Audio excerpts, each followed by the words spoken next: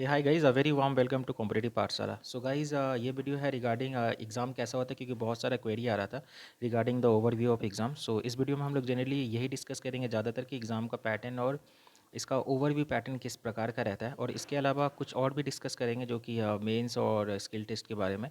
सो सबसे पहले मैं बेसिक चीज़ बोल दूं आप सभी को कि जैसे आप सभी जानते हैं कि 15 और 16 जनवरी 2022 में एग्ज़ाम की डेट दी गई है। तो पहले जो ये रिक्रूटमेंट हुई करती थी, तो पहले के समय आपके 2 दिन के अंदर ही, जैसे 15-16 सैटरडे संडे है, तो इन लोग एग्ज़ाम सैटरडे संडे को ही कराते हैं।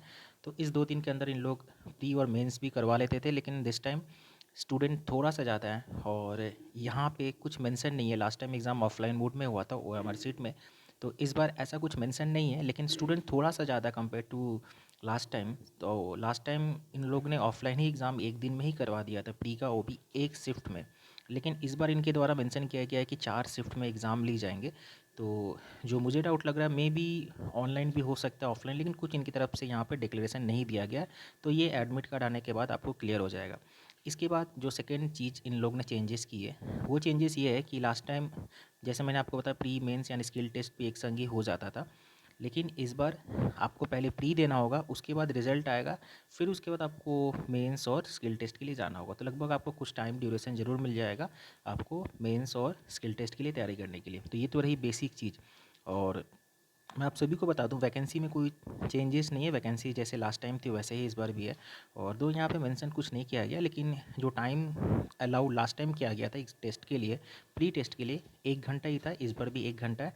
और कोई नेगेटिव मार्किंग नहीं है, तो इस बात को ध्यान रखिएगा, क्योंकि इसके ऊपर भी बहुत सारे क्वेरी आ रहे थे। अब हम लोग आ जाते हैं कि बहुत जन के पास लॉगिन आईडी नहीं है, भूल गए हैं एनएफआर नंबर। तो मैं आप सभी को बता दूं कि अगर आप एनएफआर नंबर भूल भी गए हैं, तो एडमिट कार्ड जैसे ही इशू होता है जनरली ये लोग मेल भी कर देते हैं। उस मेल में आपको एनएफआर नंबर मिलेगा। अगर फिर भी मेल नहीं भी आता है, अभी भी आप सर्च करना चाहते हैं, तो आप क्या कीजिए, मेल में एक बार सर्च कीजिए। वहाँ पर ज़रूर आपका जो रजिस्ट्रेशन करते समय मेल आया होगा, वो ज़रूर वहाँ पर एग्जिस्ट कर रहा होगा। आप नोटिफिकेशन का डेट देख लीजिए और उस डेट के हिसाब से जाके देख लीजिए, तो आपको ज़रूर मिल जाएगा। अगर इन केस तब भी नहीं मिलता है, तो मैं आपको और एक उपाय बताता हूँ।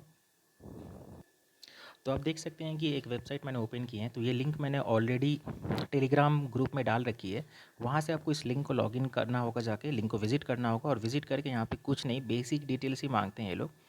आपका email ID, date of birth और कॉन्टैक्ट नंबर, ये 3 चीज़ डाल के आप लॉगिन कीजिए। आपको वहाँ पे आपका एप्लीकेशन फॉर्म दिख जाएगा, वहाँ से डाउनलोड कर लीजिए। डाउनलोड करके आप वहाँ से अपना एनएफआर नंबर चेक कर लीजिए। तो ये तो रहा कि कैसे आपको अपना लॉगिन डिटेल्स पता कर लेना है। अब सेकेंड चीज़ आता हूँ मैं फिर से नोटिस पे। तो देखिए, इनके द्वारा इस बार भी सिमिलर लास्ट टाइम के जैसा कि जो कैंडिडेट एलिजिबल नहीं है उनका भी लिस्ट दिया गया है, जो एलिजिबल है उनका भी लिस्ट दिया गया है। तो जनरली जिनको रिजेक्ट किया है गया, उनका मेनली है कि उन लोग 2 बार एप्लीकेशन कर दिए हैं, या फ़ीस या कोई भी एक रीज़न की वजह से उनको रिजेक्ट कर दिया गया है। तो वो तो रहा रिजेक्ट लिस्ट। और आप चाहें तो जो सिलेक्टेड लिस्ट है वो भी आप देख सकते हैं, इनके द्वारा वो लिंक ऑलरेडी प्रोवाइडेड है।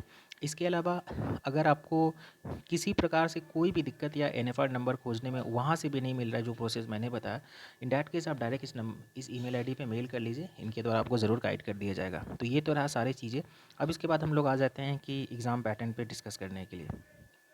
तो गाइज़, मैं सबको आप सभी को बता दूं कि देखिए, जो प्री की एग्ज़ाम होती है उसका स्टैंडर्ड मैं ये नहीं बोलूँगा बहुत इजी होता, बहुत टफ होता। कुछ सेक्शन इजी ज़रूर होते हैं, लेकिन कुछ सेक्शन को मीडियम भी रखा जाता है। तो जनरली मैं आपको एक और चीज़ बता दूं कि जो मैथमेटिक्स का सेक्शन रहता है वो प्री में तो डेफिनेटली इजी टू मॉडरेट रहता है, लेकिन आप मेंस में जाएंगे तो इजी नहीं रहता, मॉडरेट लेवल का रहता है।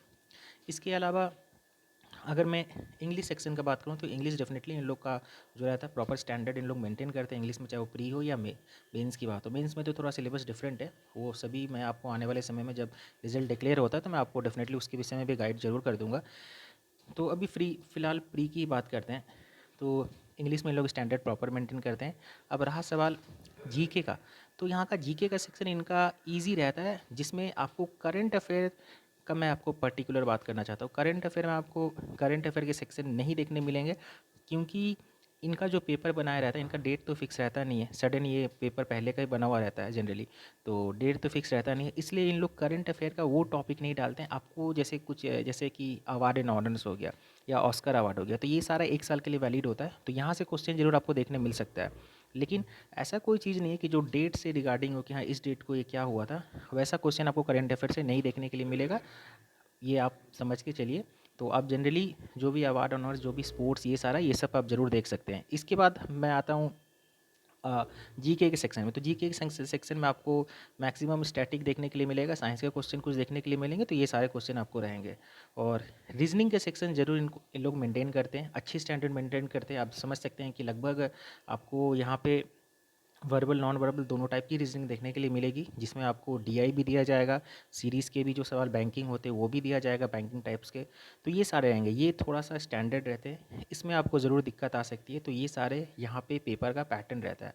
इसके अलावा हमारे द्वारा ज़रूर एक बैच भी लॉन्च की गई है, जो लगभग हम लोग पकड़ के चल रहे हैं कि पहले हम लोग पूरा एज अ होल प्री और मेंस दोनों ही बैच लेके चल रहे थे, लेकिन जैसे कि इनके द्वारा ऑलरेडी स्क्रीनिंग टेस्ट पहले लिया जा रहा, मेंस बाद में लिया जा रहा है, इसलिए हम लोग ने बैच को डिवाइड कर दिया। मतलब अभी सिर्फ और सिर्फ फ़िलहाल हम लोग प्री का ही बैच चला रहे हैं। तो उम्मीद के हिसाब से हम हमारा जो लास्ट बैच है बस वो 25 तारीख तक ही चलेगा। तो 25 तारीख तक जिनको भी एडमिशन लेना है वो ज़रूर ले लीजिएगा, लिंक डिस्क्रिप्शन में आपको मिल जाएगा। तो जो भी एडमिशन लेना चाहते हैं ज़रूर ले लीजिएगा, क्योंकि आशा करते हैं कि उसके बाद शायद और कोई दूसरा बैच हम लोग ना ला पाएँ। तो जो भी हो आप लोग उससे ज़रूर लीजिएगा, और उसमें लिमिटेड सीट के लिए हम लोग लेंगे कैंडिडेट को, क्योंकि बहुत ज़्यादा कैंडिडेट अभी फ़िलहाल के लिए हम लोग हैंडल नहीं कर पाएंगे। तो जो भी हो आप लोग एडमिशन ज़रूर ले लीजिएगा, जो भी इंटरेस्टेड हो, और अपना तैयारी करते रहिए। जो भी अपडेट आएगा फिर हमारे तरफ से आपको ज़रूर अपडेट कर दिया जाएगा। Thank you guys.